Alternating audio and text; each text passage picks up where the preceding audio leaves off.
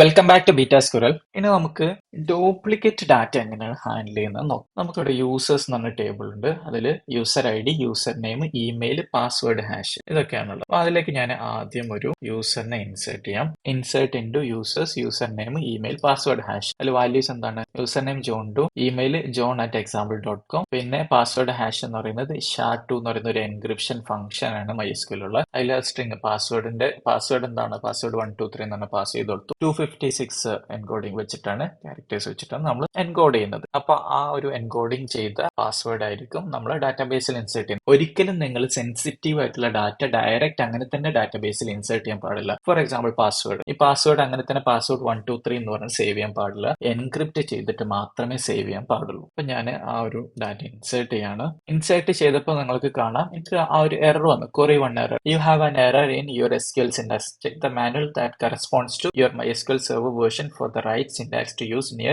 I insert into users. എല്ലാം correct ആണ്. ശ്രദ്ധിച്ച് നോക്കിക്കഴിഞ്ഞാൽ I insert, ജസ്റ്റ് ഇൻസേർട്ട് അല്ല കണ്ടിട്ടുള്ളൂ. ഒരു I എക്സ്ട്രാ ഉണ്ട്. അപ്പൊ ആ ഒരു I ഞാൻ റിമൂവ് ചെയ്തു, സെലക്ട് ചെയ്തു, റൺ കൊടുത്തു. അപ്പൊ query എക്സിക്യൂട്ട് ആയിട്ടുണ്ട്. ഇപ്പൊ യൂസേഴ്സ് ഒന്നും കൂടി ചെക്ക് ചെയ്ത് റിഫ്രഷ് ചെയ്ത് കഴിഞ്ഞാൽ അതിൽ ഡാറ്റ വന്നിട്ടുണ്ട്. ഇനി വീണ്ടും ഇതേ യൂസേഴ്സിന് നമ്മൾ സോഫ്റ്റ്വെയർ വാലിഡേറ്റ് ഒന്നും ചെയ്യുന്നില്ല എന്ന് വിചാരിക്കുക. ഓൾറെഡി യൂസർ ഐ ഡി ആരെങ്കിലും എക്സിസ്റ്റിംഗ് ആണോ എന്നൊക്കെ നമ്മൾ ചെക്ക് ചെയ്യണം. ഒരു റിയൽ സോഫ്റ്റ്വെയർ ആണെങ്കിൽ ഫ്രണ്ട് എൻഡ് നിന്ന് വാലിഡേറ്റ് ചെയ്യണം, ബാക്ക് എൻഡ് നിന്ന് വാലിഡേറ്റ് ചെയ്യണം, അതേപോലെ തന്നെ SQL സൈഡിൽ നിന്ന് വാലിഡേറ്റ് ചെയ്യണം. അപ്പൊ SQL സൈഡിൽ നിന്ന് എങ്ങനെയാണ് വാലിഡേറ്റ് ചെയ്യുക? ഫോർ എക്സാമ്പിൾ ഇങ്ങനെ ഒരു എറർ ഉണ്ടെങ്കിൽ ആ എറർ ഇഗ്നോർ ചെയ്യാൻ വേണ്ടിയിട്ട് ഉപയോഗിക്കുന്ന ക്വറിയാണ് ഇൻസേർട്ട് ഇഗ്നോർ ഇൻറ്റു എന്ന് പറയുന്നത്. അപ്പൊ ആ ക്വറി എങ്ങനെയാണെന്ന് നമുക്ക് ചെക്ക് ചെയ്യാം. അപ്പൊ അവിടെ ചെയ്യുന്നത് എങ്ങനെയാണ്? ഇൻസേർട്ട് ഇൻറ്റുവിന് പകരം insert ignore into. User name നേരത്തെ കൊടുത്ത സെയിം തന്നെയാണ് ഉപയോഗിക്കുന്നത്. ഇമെയിൽ ഐ ഡി മാത്രം മാറിയിട്ടുണ്ട്. john2 തന്നെയാണ് യൂസർ നെയിം. പാസ്വേഡ് പുതിയ പാസ്വേഡ് ആണ്. നമുക്ക് അതൊന്ന് എക്സിക്യൂട്ട് ചെയ്ത് നോക്കാം. റൺ കൊടുത്തു. query 1 ഓക്കെ, എറേഴ്സ് ഒന്നും ത്രോ ചെയ്തിട്ടില്ല, പക്ഷെ 0 റോസ് എഫക്റ്റഡ്. ഇനി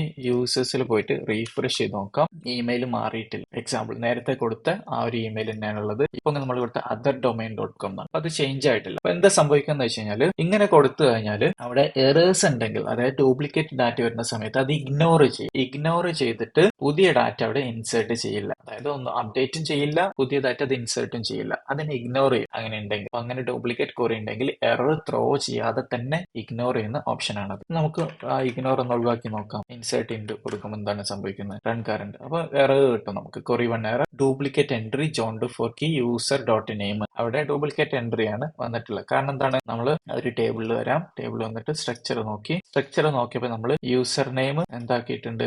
യൂസർ നെയിം അതിനെ യുണീക്ക് ആക്കിയിട്ടുണ്ട്. Is unique. അതൊരു യുണീക്ക് ആണ്. ഈ ഒരു ടേബിൾ ക്രിയേറ്റ് ചെയ്യാൻ വേണ്ടിയിട്ട് നമ്മൾ ഉപയോഗിച്ച ക്വറി ഇതാണ്. Create table users, user I D int auto increment primary key. User I D auto increment ആയിരിക്കണം. Primary space key, primary key ആയിരിക്കണം. User name var 50 space unique എന്നോട് കൊടുത്തിട്ടുണ്ട്. അപ്പൊ യൂസർ നെയിം യുണീക്ക് ആണ്. അതിൽ ഒരേ വാല്യൂ ഉള്ള ഒന്നിലധികം ഡാറ്റ നിങ്ങൾക്ക് ഇൻസേർട്ട് ചെയ്യാൻ പറ്റില്ല എന്നുള്ളത്. അപ്പൊ അതാണ് യുണീക്ക് കൊടുത്തുകൊണ്ടാണ് ഇങ്ങനെ അവിടെ യുണീക്ക് വന്നിട്ടുള്ളത്. ഇവിടെ ഈസ് യുണീക്ക് ട്രൂ, അതിന്റെ സ്ട്രക്ചർ എടുത്ത് നോക്കി കഴിഞ്ഞാൽ ഈസ് യുണീക്ക് ട്രൂ എന്ന് കാണാൻ പറ്റും. അതുകൊണ്ടാണ് ഇങ്ങനെ എറർ വന്നത്. നിങ്ങൾ അങ്ങനെ യുണീക്ക് കൊടുത്തിട്ടില്ലെങ്കിൽ ഒരേ വാല്യൂസ് എത്ര തവണ ഇൻസേർട്ട് നിങ്ങൾ കൊടുത്താലും അത് ഇൻസേർട്ട് ആവും. അപ്പൊ അത് നിങ്ങളെ സോഫ്റ്റ്വെയറിന്റെ ക്രെഡിബിലിറ്റിനെ ബാധിക്കും. അതായത് നിങ്ങൾ എക്സ്പെക്ട് ചെയ്യുന്നത് 1 ID ഉള്ള യൂസറിനായിരിക്കും, പക്ഷെ നിങ്ങൾക്ക് കിട്ടുന്നത് 10 എന്ന് പറയുന്ന ID ഉള്ളതായിരിക്കും. അപ്പൊ ഒരുപാട് മിസ്മാച്ച് വരും, ഒരുപാട് ഇഷ്യൂസ്, ട്രാൻസാക്ഷൻസിലും മറ്റൊക്കെ ഒരുപാട് ഇഷ്യൂസ് വരും. അപ്പൊ അതുകൊണ്ട് എപ്പോഴും യുണീക്ക് ആയിട്ടുള്ള യൂസർ നെയിം ഇങ്ങനത്തെ കാര്യങ്ങൾക്ക് യുണീക്ക് ആയിട്ട് വെക്കണം. എന്നിട്ട് ഇതേപോലെ വാലിഡേറ്റ് കൂടെ ചെയ്യണം. ഇനി ഇങ്ങനെ ഡ്യൂപ്ലിക്കേറ്റ് ഉണ്ടെങ്കിൽ അപ്ഡേറ്റ് ചെയ്യാം. അതായത് ഈ ഒരു യൂസർ നെയിം നമുക്ക് പലപ്പോഴും അങ്ങനെ സിനാരിയോസ് ഉണ്ടാവും. അതായത്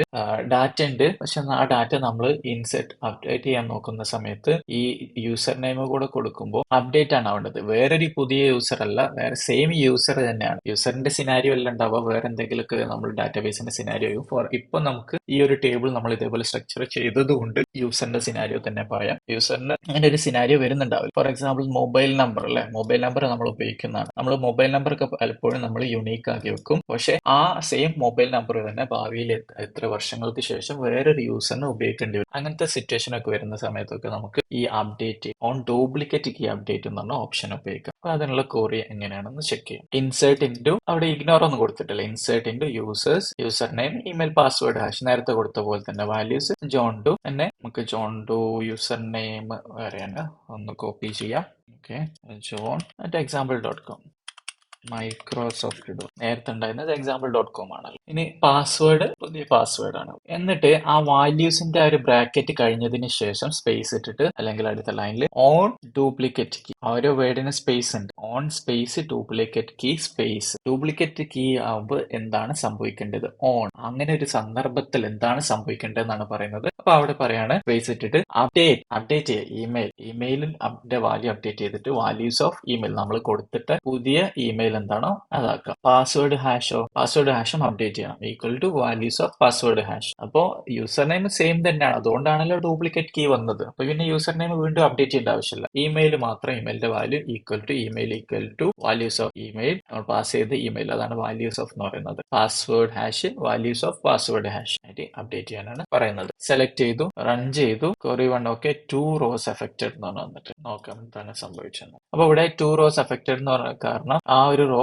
എന്ത് ചെയ്തിട്ടുണ്ട്, അപ്ഡേറ്റ് ചെയ്തു, അത് ഇൻസേർട്ട് ആയി. അത് ജോൺ ടു ആ 2 കോളം അപ്ഡേറ്റ് ചെയ്തു. ജോൺ ടുവിന് വേണ്ടിയിട്ടുള്ള ആ ഒരു ഇമെയിലൂടെ മാറിയിട്ടുണ്ട്. പാസ്വേഡ് ഹാഷും മാറി. നമുക്ക് പെട്ടെന്ന് മനസ്സിലാവുന്നില്ലെങ്കിലും ആ ഒരു പാസ്വേഡ് ഹാഷും അപ്ഡേറ്റ് ആയിട്ടുണ്ട്. ഇങ്ങനെയാണ് ഡ്യൂപ്ലിക്കേറ്റ് കീ ഉണ്ടാകുന്ന സമയത്ത് നിങ്ങൾ ഡാറ്റ ഹാൻഡിൽ ചെയ്യേണ്ടത്. ഇവിടെ നമ്മൾ യൂസറിന്റെ ID 1 ആണ്, യൂസർ നെയിം ജോൺ ഡോ ആണല്ലോ. ഇനി അടുത്ത് വേറൊരു സിനാരിയോ നോക്കാം. ഇനി ഒരേ റെക്കോർഡിലുള്ള ഒരു യൂസർ നെയിം ഓൾറെഡി കണ്ടു, അപ്പോൾ അതിന് ഡ്യൂപ്ലിക്കേറ്റ് വന്നു. അപ്പൊ ആ ഡ്യൂപ്ലിക്കേറ്റ് വന്നു ഓട്ടോമാറ്റിക്കലി എന്ത് ചെയ്യണം, നേരത്തെ ഉണ്ടായിരുന്നത് ഡിലീറ്റ് ചെയ്തിട്ട് പുതിയത് ഇൻസേർട്ട് ചെയ്യണം. അങ്ങനത്തെ ഒരു സന്ദർഭം ഉണ്ടെങ്കിൽ നിങ്ങൾക്ക് റീപ്ലേസ് ഇൻറ്റു എന്ന് പറഞ്ഞ കമാൻഡ് ഉപയോഗിക്കും. അപ്പൊ അവിടെ കൊടുത്തിരിക്കുന്നത് ഇങ്ങനെയാണ്, റീപ്ലേസ് ഇൻറ്റു, ഇൻസേർട്ട് ഇൻറ്റുന് പകരം റീപ്ലേസ് ഇൻറ്റു യൂസേഴ്സ്. ഏതൊക്കെ ഫീൽഡാണ് നമ്മൾ പാസ് ചെയ്യുന്ന, user name, email, password hash. എന്നിട്ട് വാല്യൂസ് അതിൽ ജോൺ ഡു, നേരത്തെ ഉള്ള അതേ സെയിം യൂസർ നെയിം തന്നെയാണ്. ഇമെയിലിൽ jane@example.com എന്നാണുള്ള പാസ്വേഡ്, പുതിയൊരു പാസ്വേഡ്. അപ്പൊ ഈ ക്വരീസ് എക്സിക്യൂട്ട് ചെയ്ത് കഴിഞ്ഞാൽ ഡിഫറൻസ് എന്ന് പറയുന്നത് ഇൻസേർട്ട് ഇൻറ്റിന് പകരം ജസ്റ്റ് റീപ്ലേസ് ഇൻറ്റു സെലക്ട് ചെയ്തു, റൺ ചെയ്തു, query 1 ഓക്കെ, 2 rows affected എന്ന് പറഞ്ഞു വന്നിട്ടുണ്ട്. റീഫ്രഷ് ചെയ്തപ്പോൾ എന്താണ് സംഭവിച്ചത്, യൂസർ ID അപ്ഡേറ്റ് ആയിട്ടുണ്ട്, 5 ആയിട്ടുണ്ട്. നേരത്തെ അപ്ഡേറ്റ് ചെയ്ത് ആ ഒരു കൗണ്ട് കൂടെ കൺസിഡർ ചെയ്തിട്ട് 5 ആയിട്ടുണ്ട്. User name John do, email jane@example.com, password hash. അപ്പൊ നേരത്തെ ഉണ്ടായിരുന്ന ഡാറ്റ ഡിലീറ്റ് ചെയ്തിട്ടാണ് പുതിയ ഡാറ്റ ഇൻസേർട്ട് ചെയ്തിട്ടുള്ളത്.